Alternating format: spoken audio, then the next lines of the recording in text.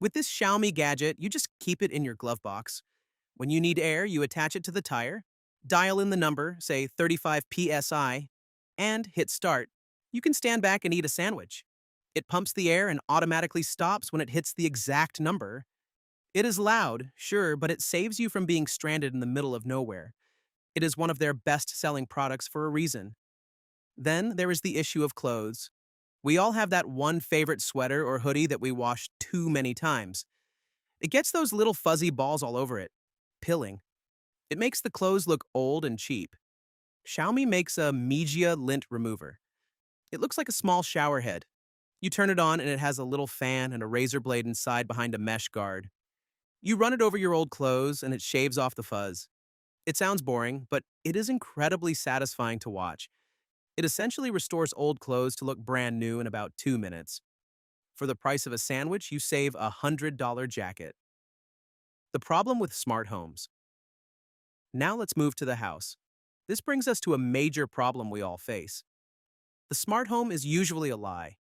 You buy a smart bulb from one brand, a smart plug from another, and a camera from a third. To use them, you need 3 different apps, and none of them talk to each other. You end up unlocking your phone and swiping through pages of apps just to turn on a lamp. It's faster to just walk over and flip the switch. Xiaomi looked at this mess and decided to fix it by sheer force of volume. Because they own a stake in all these companies making the products, they force them all to use the same app, Mi Home. This leads us to the smart rice cooker. In Asia, rice is serious business. If you mess up the rice, you ruin the meal. The Xiaomi induction rice cooker connects to your Wi-Fi. You can actually take a bag of rice, scan the barcode with your phone, and the cooker will look up that specific grain in a database. It knows if it's jasmine rice from Thailand or short grain rice from Japan. It adjusts the heating curve to cook that specific grain perfectly. You can also control it from work. You dump the rice and water in before you leave in the morning.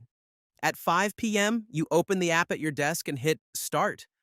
By the time you get home, the rice is hot and fluffy. It solves the what's for dinner panic. They took the same logic to cleaning with their robot vacuums. Most people know Roomba, but tech enthusiasts often point to Roborock, which is a company funded by Xiaomi, as the better option. They were some of the first to use LiDAR navigation. That's the same laser scanning tech used in self-driving cars. Instead of bumping into walls like a blind idiot, the Xiaomi vacuums map your house. You can see the map on your phone.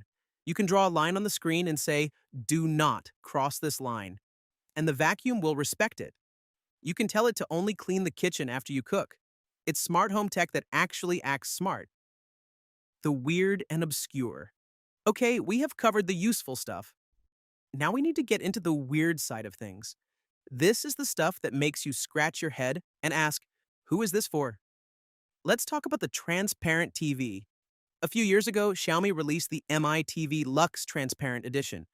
It costs thousands of dollars. When you turn it off, it doesn't look like a black rectangle. It looks like a clear pane of glass. You can see the wall behind it. You can see your furniture through it.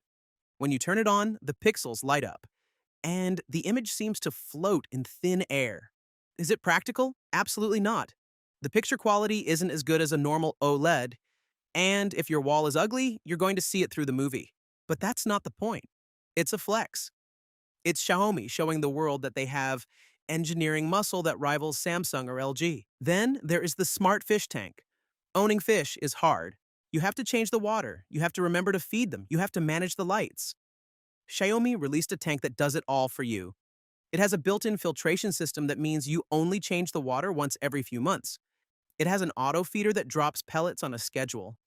You can be on vacation in the Bahamas, open the app, and feed your fish in London. You can even change the color of the lights in the tank from your phone to set a mood for your fish. I don't know if fish care about mood lighting, but apparently Xiaomi thinks they do. And we cannot forget the laser nose hair trimmer. Most nose hair trimmers look like ugly medical devices. Xiaomi made one that looks like a high-end fountain pen. It's matte black, minimalist, and uses a high-speed motor. It's a tiny example of their design philosophy. Take something embarrassing or ugly and make it look cool enough to leave on your bathroom counter. The future, cars and robots. So far, we've talked about gadgets.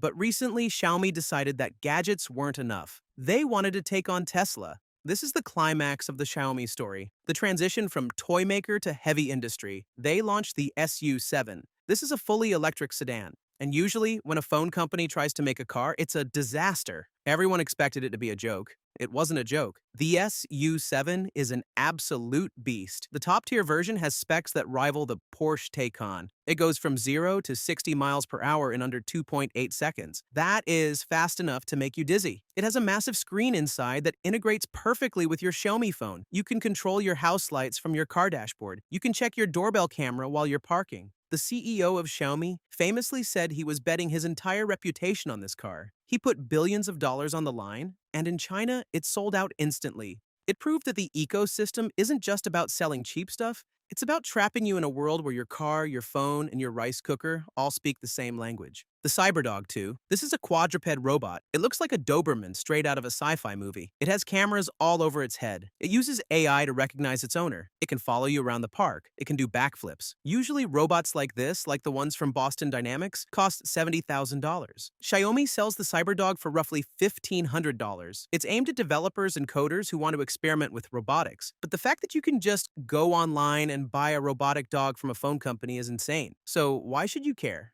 You might not want a robot dog. You might be happy with your iPhone. But the existence of these products proves something important about the future of technology. For a long time, we accepted that high quality meant high price. We accepted that if you wanted a good tool, you had to pay a premium. Xiaomi broke that rule. They proved that you can make a backpack that lasts 10 years for 30 bucks. They proved you can make a reliable tire inflator for the price of a few coffees. They are democratizing good design. They are taking things that used to be boring, like power strips and screwdrivers, and forcing other companies to make them better. Even if you never buy a Xiaomi product, you are benefiting from them. Because of them, Samsung has to make better mid-range phones. Because of them, smart home gadgets are getting cheaper. They are the pressure in the market that forces everyone else to try harder.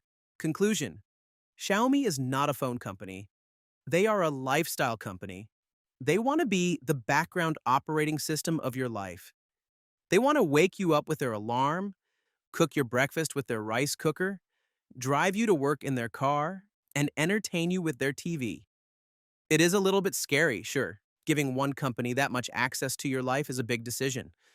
But when the products look this good and cost this little, it is very, very hard to say no.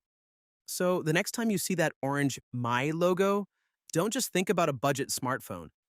Think about the fish tank, the robot dog, and the future where everything is connected.